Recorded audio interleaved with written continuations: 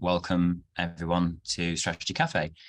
A little bit of an intro for those of you who don't know me. I'm Nick, founder of Alembic Strategy, and you'll know that we work very intensively with family businesses and partners of the Institute for Family Business. So it's a really important part of our work, and it's a really interesting space for leadership. And I'm delighted to have the opportunity this morning to be talking to Neil Davy, who some of you all know is the CEO of the Institute for Family Business. We've been chatting and sharing, some of our experiences and ideas about, important aspects of family business within the UK economy.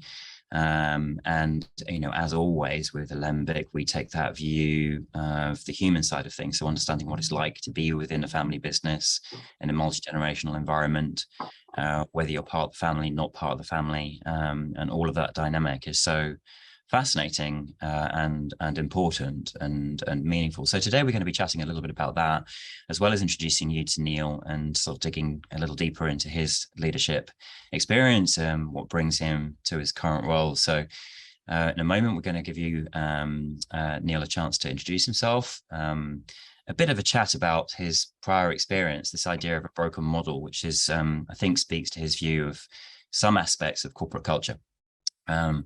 Talking about IFB and purpose. And then we wanted to get into a couple of really lovely, interesting leadership topics. So one thing is around is there something really unique and valuable about the family business model?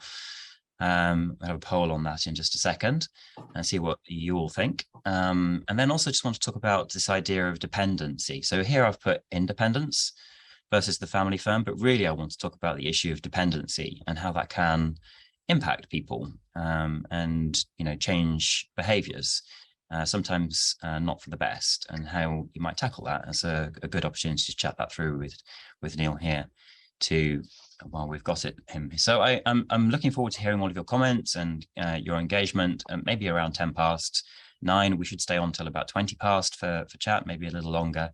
We'll certainly be wrapped up by 9:25. So there you go. Without further ado, welcome, Neil. I'm absolutely delighted to be speaking to you. Tell everyone a little bit about you.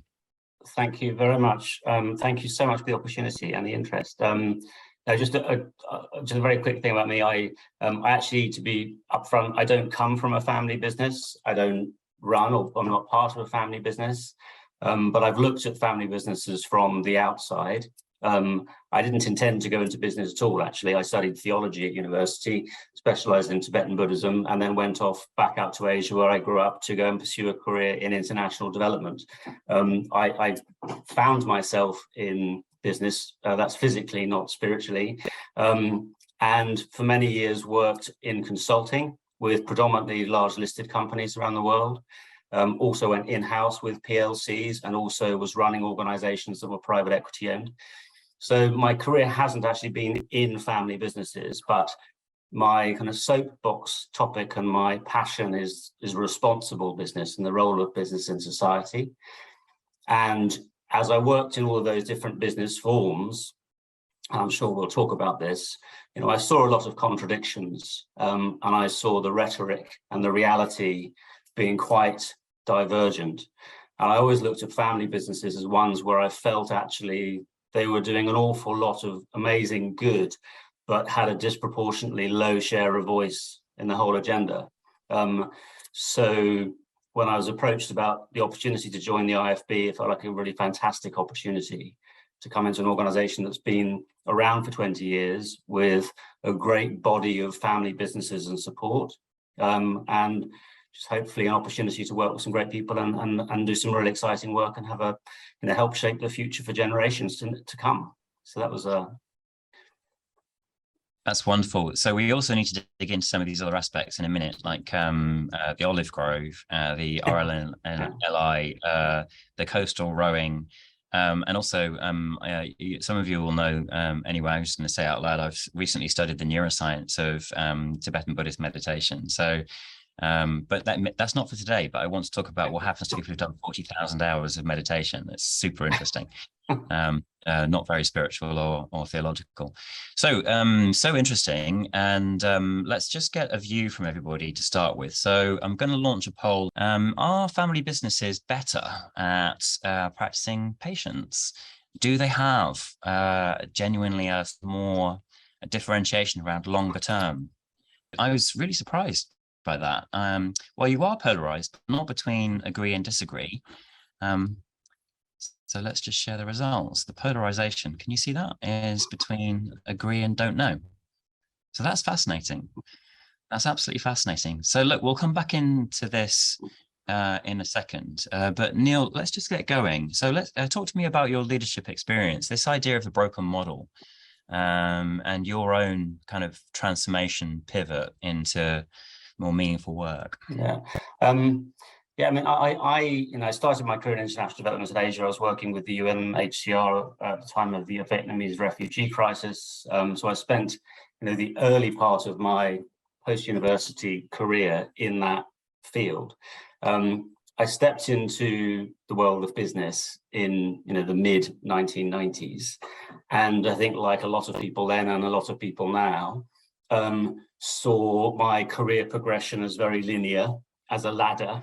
It was defined by job title, by seniority, by role, by salary, by geographical influence, by revenue, all of those kind of obvious metrics. And that's, I kept climbing that ladder for 15 years. And what I found was the further up that ladder I got, and the more of those kind of KPIs, if you want to call them, kind of box ticked, the less happy I was. And I had a kind of pivotal cup of coffee with a lady who used to be a colleague at the British Council, then became a client, and then became a friend. And she was working at UNICEF in Geneva.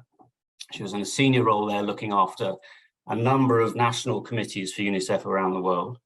And we were having a cup of coffee as friends, because I happened to be in Geneva for business. And we were chatting, and she made an observation which really struck me. She said, "Neil, you and I do the same thing." And I sort of said, "Actually, you're going to have to stop there, because you're looking after 19 national committees for UNICEF, lifting millions of people out of poverty.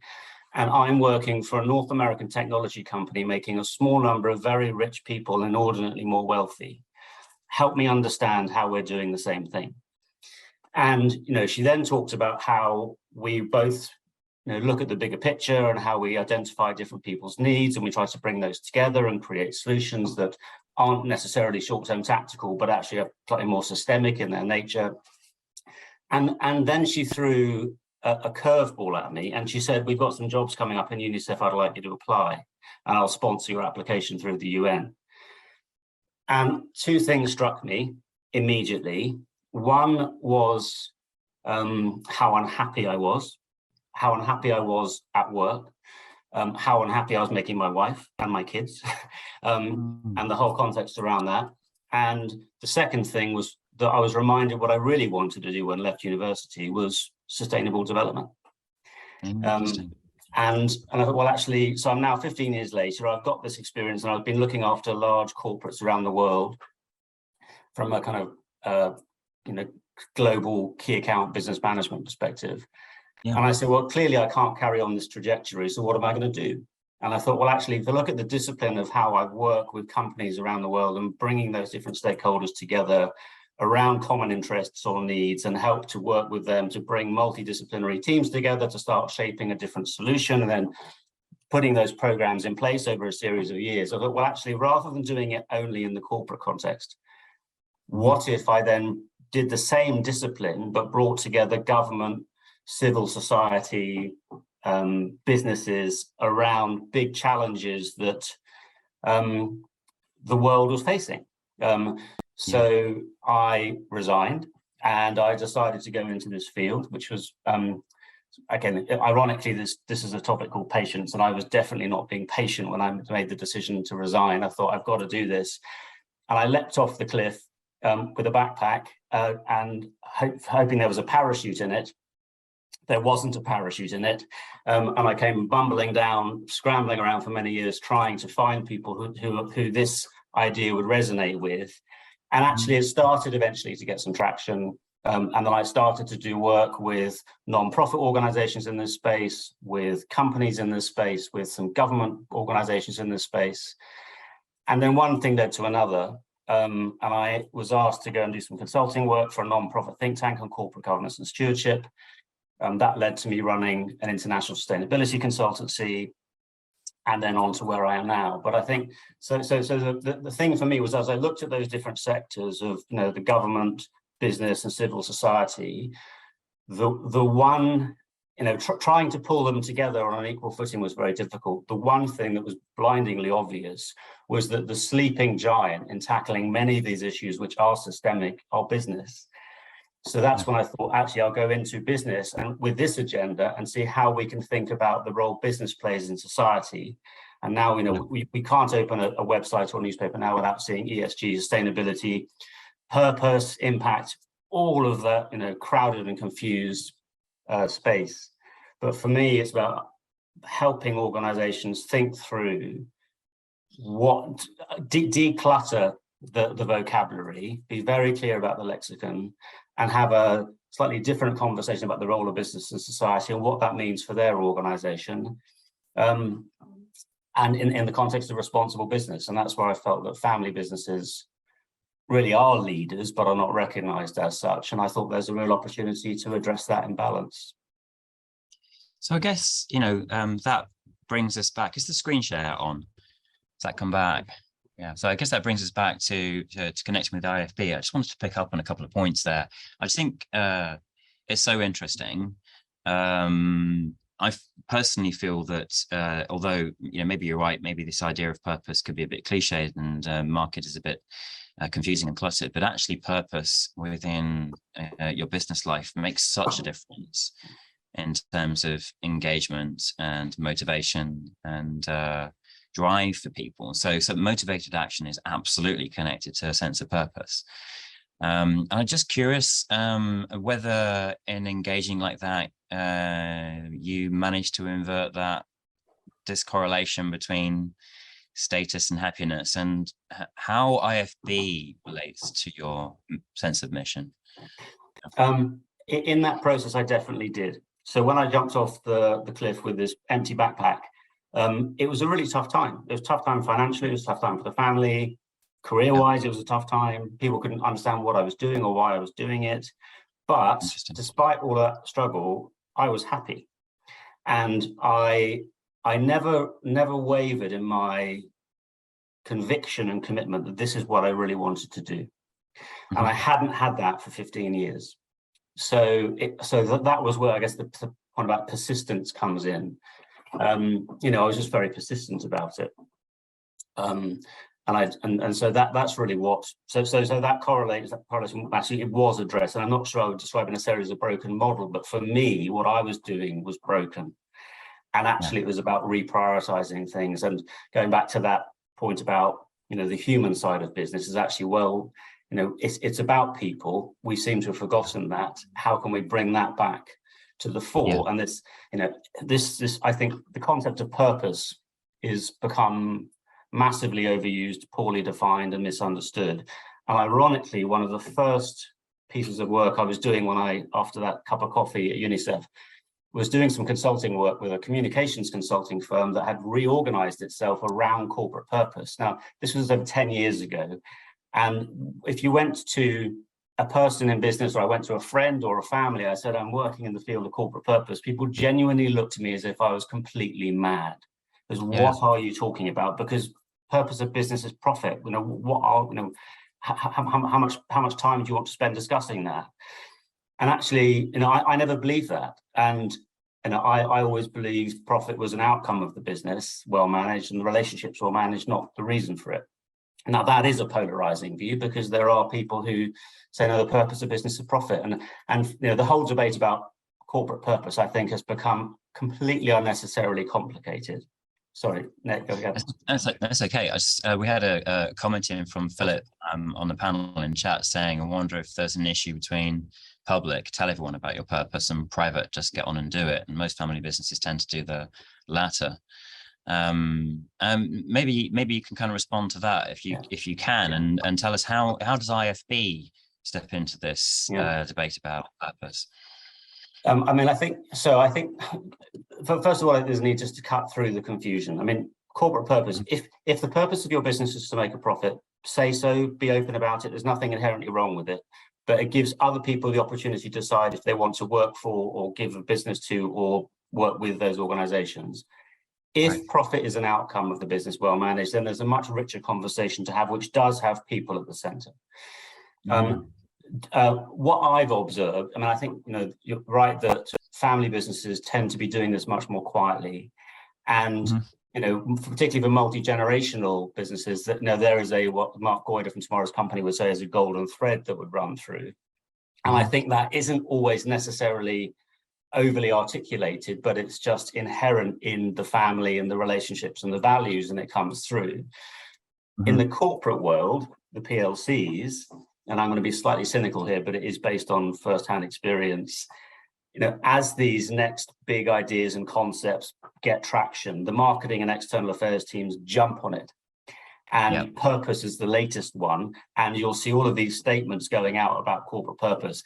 Actually, if you really unpick it, they're not statements about purpose. They're just generic taglines which are put out there. And that's where the part of this disconnect. Essentially marketing statements, right? So, well, precisely. And so they're not a statement about the purpose of the business. They're just, as you say, they're marketing campaigns. And guess what? A new CEO comes in 3 years later and the purpose changes. So I think one of my painful battles before kind of stepping into the family business world was talking to people, even within the business, about this, and just trying to make sure that if we're going to be putting communications out internally to colleagues or externally to customers or the wider world, let's at least be authentic about it and have a grounded conversation about what the purpose of the business is. I made very little traction there because everyone is busy and focused on their KPIs, and who's got the luxury of time to want to engage in that debate when businesses are racing ahead and we've got all the challenges businesses are facing. So there is definitely an issue there, and there's a need, and I think family businesses have an opportunity to really start to take a leading role in this discussion and present a different model of business, which I think is genuinely purposeful, if I can use that expression, and which I think a lot of PLCs are not. So I love that, and I want to take that on a little bit further. So I wanted to have this debate with you, and I guess I'll bring both issues in at once. We may as well just talk about them because there are paradoxes around here, and you can't always solve them. So purpose is about profit. Yeah, sure, it is. You've got to be profitable. But that doesn't mean that has to be your only purpose in life, right? And businesses have got multiple purposes, and some of them are quite mundane. Some of them really engage the heart as well as the head. And so, at the core of that is this question around who we are, what sort of space we want to be in, how we relate with each other, what sort of life we want to live. And profitability is an important part of that because it's creating our resources and it's allowing us to survive, and the business is sustainable and it looks after so many people and does so many beautiful things. So businesses that are profitable are good. Let's just cut to the chase and say that that's fine, but it's not the only purpose in life, and motivated action comes from lots of different spaces. Family businesses, I think, are really super interesting on this because I think we are a family business and we are for family businesses. When you are working with family members, wherever they are in the organization, part of the confusion is that you're working with family members, right? And so you innately have colleagues who you feel about like family. You can't not do that. And so that instantly brings into the work domain the feelings you have about family members, and it's leaky. There's no other way of saying it. It is just leaky, because if you treat a family member differently because they're part of your family and they're by a colleague, you're instantly thinking, well, Well, you don't even think about it. It's just natural. You treat them the same. You kind of want to treat them the same. And so the idea that, I guess, the way that we relate and connect and care within the family just automatically crosses over when you're in a family business environment. The paradox of that is that it can create dependency, certainly when you go down the next generation. So the founders will have made it. They've learned to survive on their own 2 feet. They've got a huge sense of independence because of that, and knowledge and capability. Next generation, have inherited it. They haven't made it.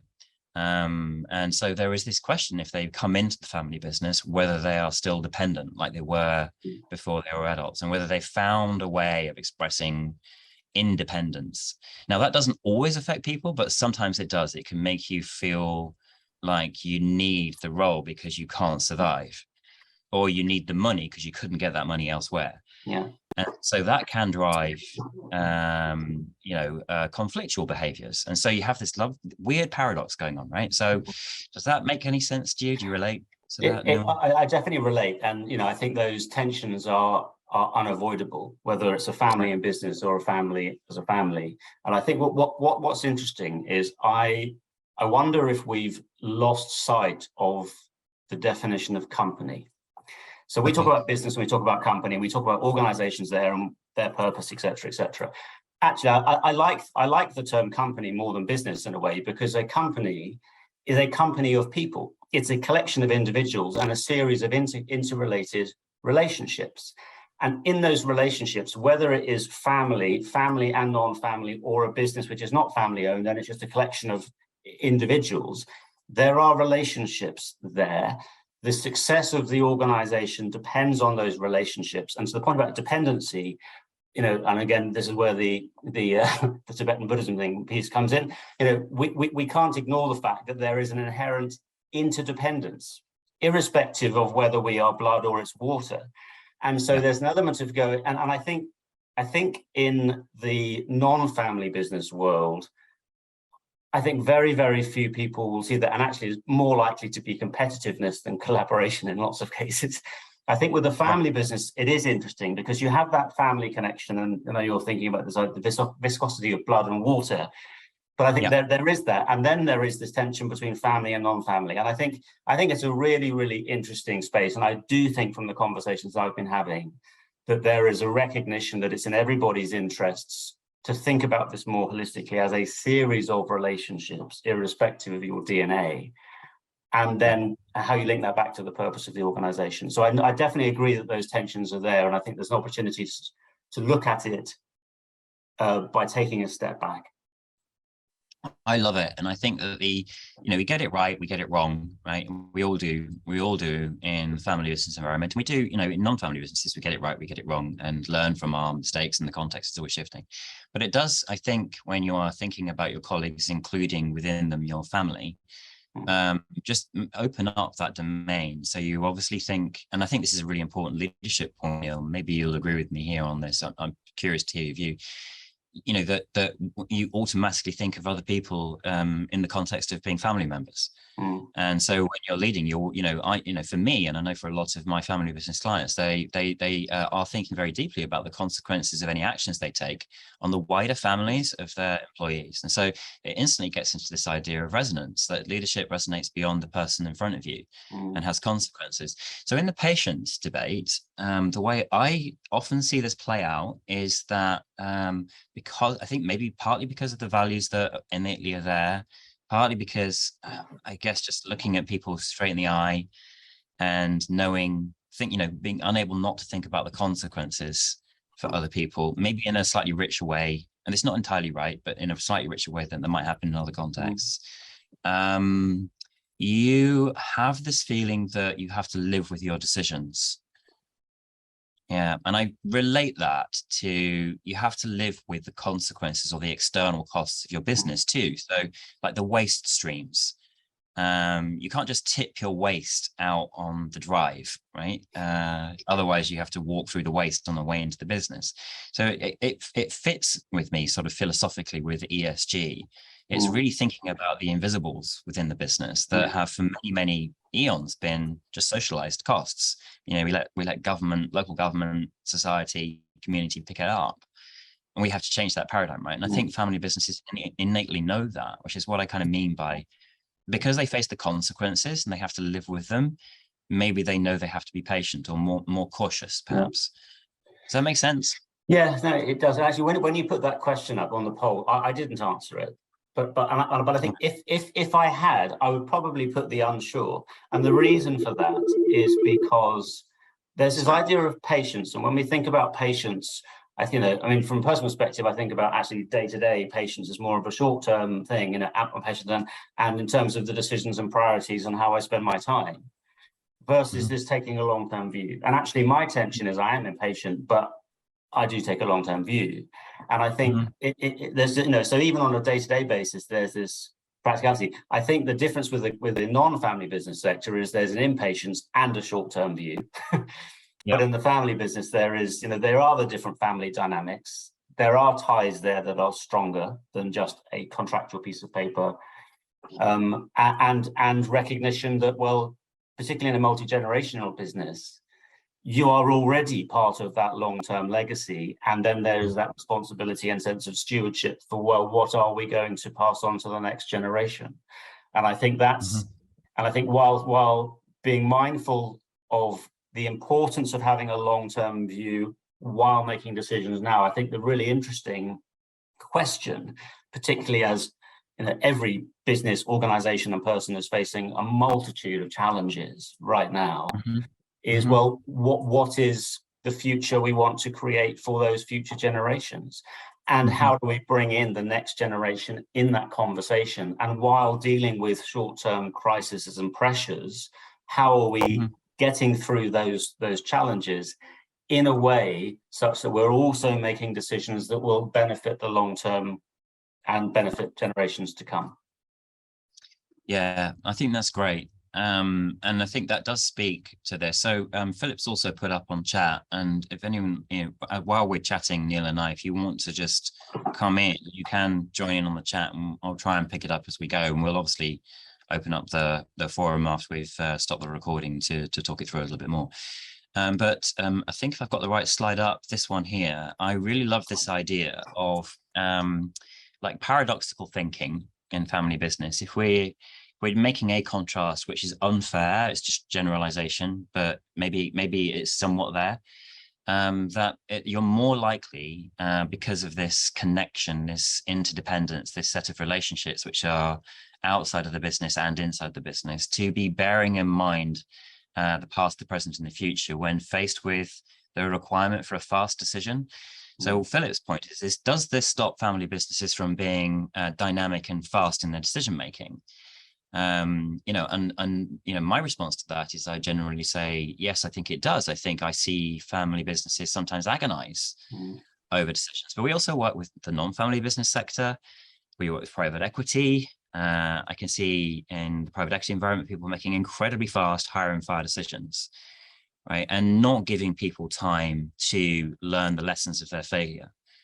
Right. So if you think about it from a black box thinking point of view in the non-family business environment, I think, big failures are an amazing opportunity for businesses to learn and grow. But instead, what happens is people get fired. And so those lessons never get integrated. Or if they do, they get integrated in the next business, not in this one, right? Because of the sort of judgmentalism that can go with that. On the other hand, sometimes it's the right answer. So it's there's no right and wrong here. But and I'm not saying that founder businesses or private equity businesses don't have a long-term perspective. They do, they clearly do.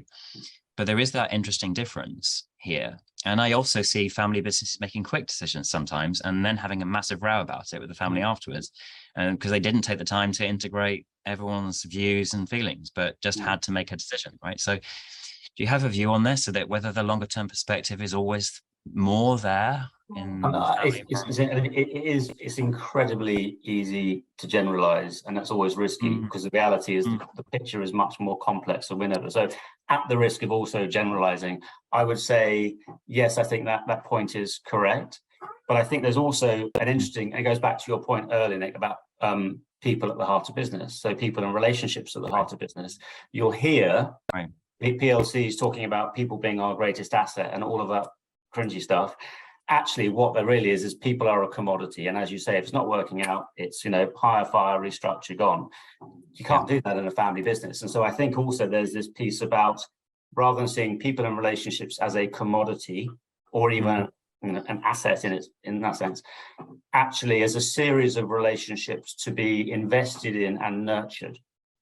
And and I think so, and there's the ongoing relationship bit where values intrinsically sit, not corporate values, but personal and family values sit.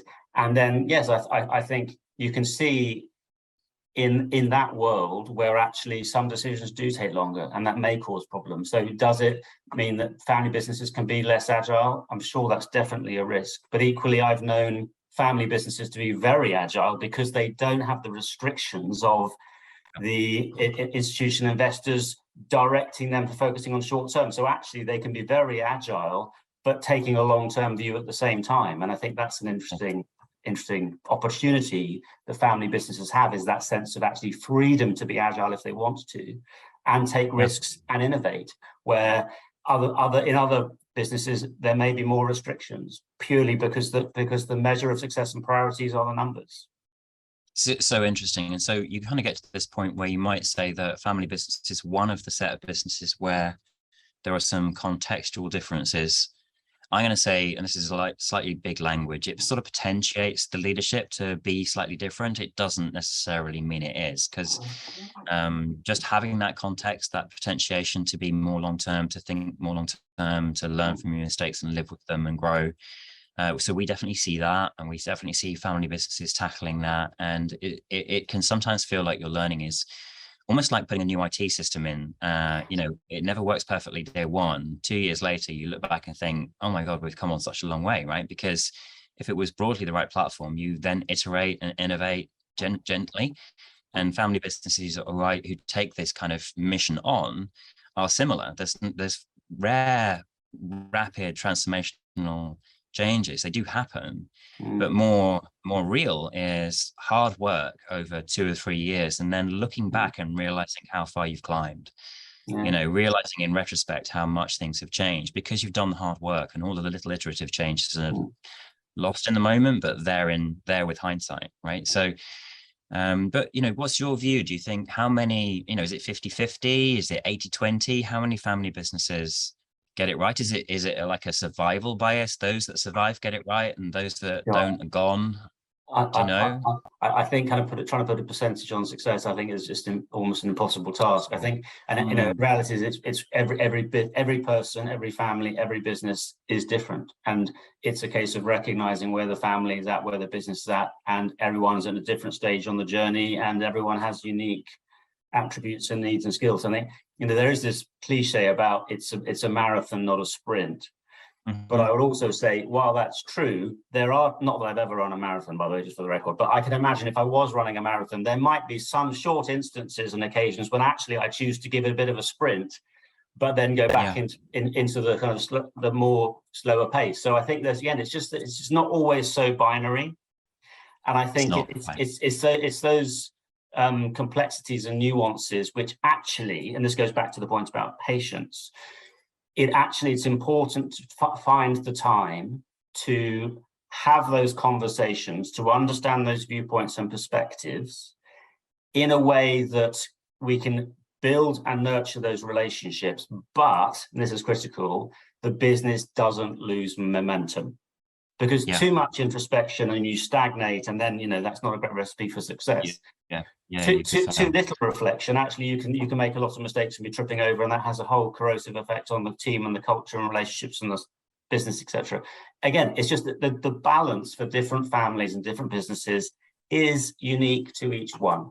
So I think it's more about understanding those challenges, and then as those stakeholders, whether they're family owners, family businesses, non-family executives, having the conversation to go, what is right for us? Yes, it's really well put. I've loved talking about this with you, Neil, this morning. It's been a lovely debate really around, whether there's genuinely a difference, and I'm going to say the paradoxical kind of environment of family businesses between maybe slow and fast thinking, let's put it that way, and immediate and longer term perspective, long range perspective, which doesn't just affect family businesses, it affects businesses everywhere, people everywhere. But I think you made such a lovely point that it's independent, interdependent, and it's relational. I guess the now generation, the current generation, in a way, it's on them to bridge that for people, to build scaffolding for the next generations to use, to find independence and interdependence and dependence all at once, right? And that makes any sense to you. It kind of does to me from my experience. Yes. Well, I mentioned earlier that some years ago I was doing work with a comms consultancy that had repurposed itself to focus on corporate purpose, and the owner of that business was a brilliant and wonderful man. Is a brilliant, wonderful man called Kami Lamakan, and he would describe what you've just said as how do you create the conditions.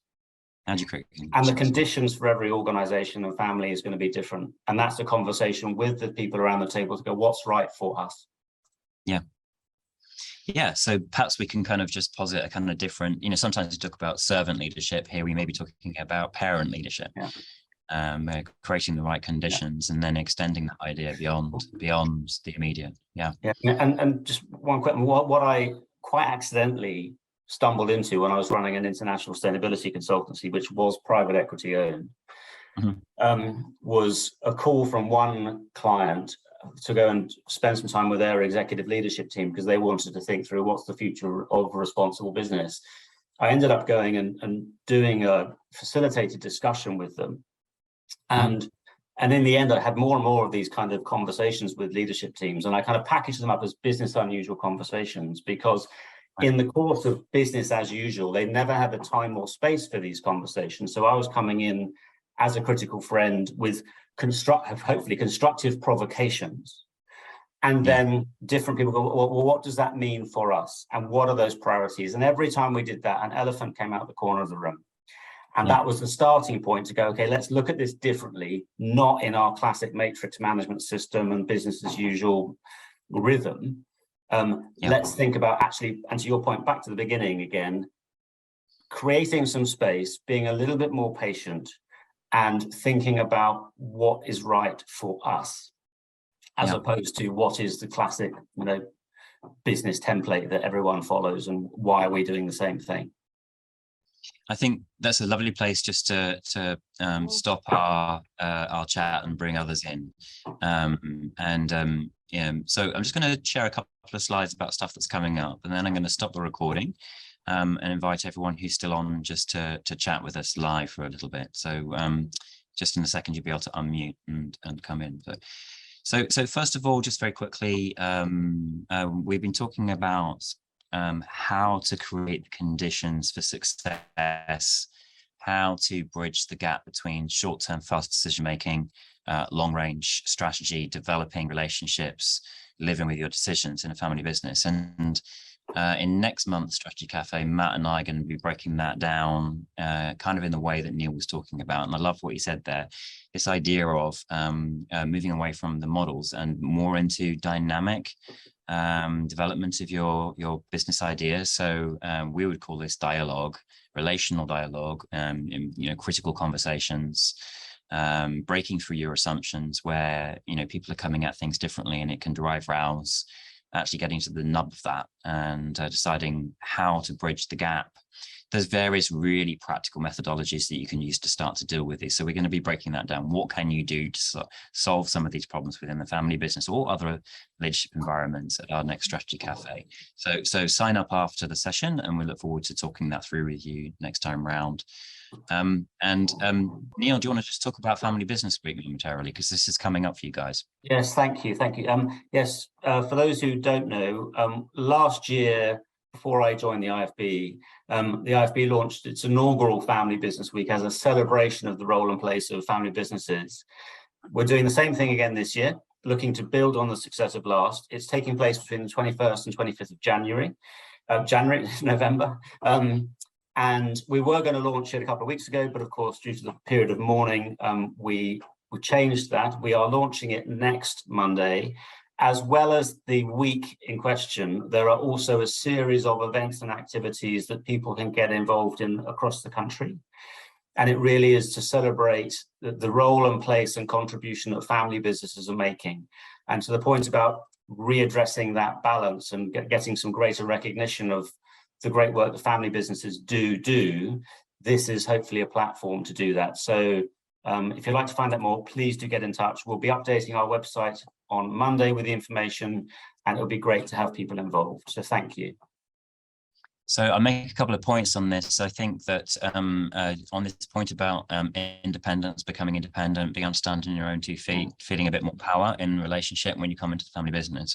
One way to do that is to go and get a career outside and make your own way first, right?